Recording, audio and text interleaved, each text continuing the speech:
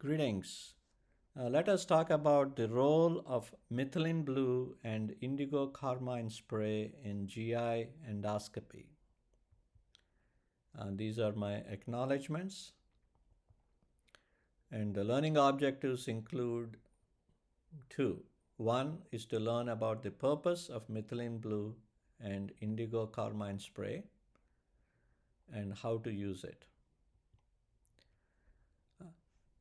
Methylene blue is an absorptive stain. It gets absorbed by the cells and highlights abnormalities.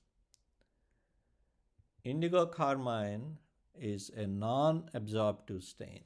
It is not taken up by the cells, but it highlights the grooves on the epithelium and defines the lesions further.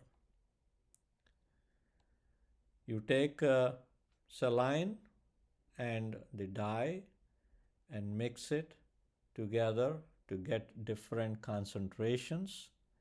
And depending upon what you're using the dye for, whether it is to detect a lesion, in which case you use a dilute concentration, and to characterize a lesion, you use a much more concentrated solution. And we will learn about what concentrations we need to use for detection and for characterization of a lesion.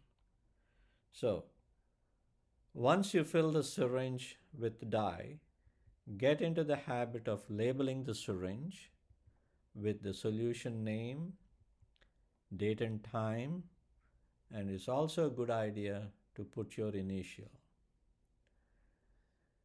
And you attach the syringe that is filled with the dilute dye to a spray catheter.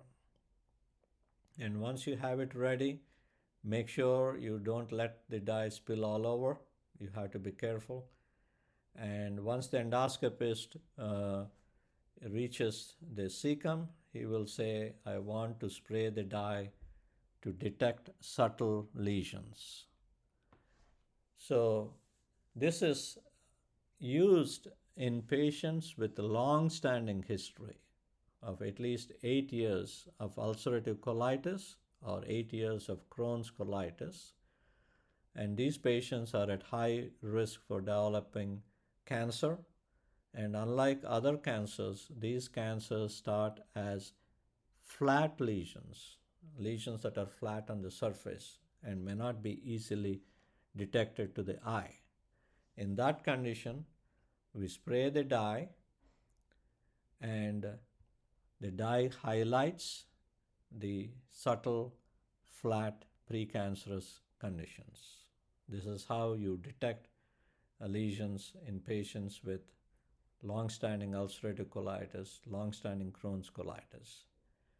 In addition, this technique is also used in patients who have a strong family history of multiple cancers, especially colon cancers in multiple family members. And that is otherwise known as Lynch syndrome, described by Dr. Lynch. It's also called hereditary non-polyposis colon cancer, HNPCC. So we use this technique in patients with long-standing IBD, inflammatory bowel disease, and in patients with Lynch syndrome or family history of Lynch syndrome to pick up those subtle flat lesions. Once you pick up a flat lesion and you are not able to figure out the extent of the lesion and if there's any feature to suggest advanced pathology like cancer, then you use a concentrated solution.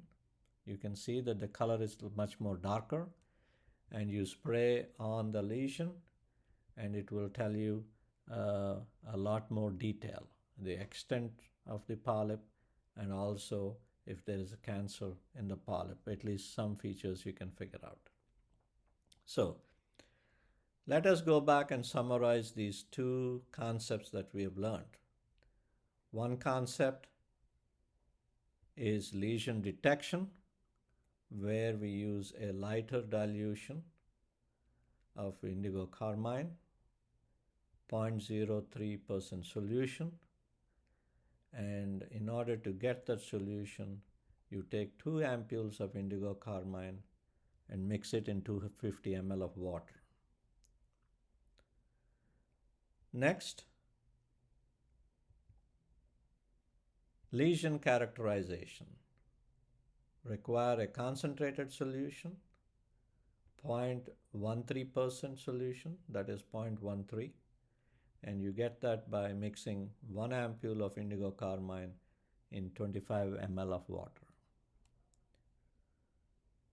So I hope you understood that we use different concentrations for spray, one for lesion detection, dilute concentration 0.03%, and lesion characterization requires a concentrated solution, 0.13% solution.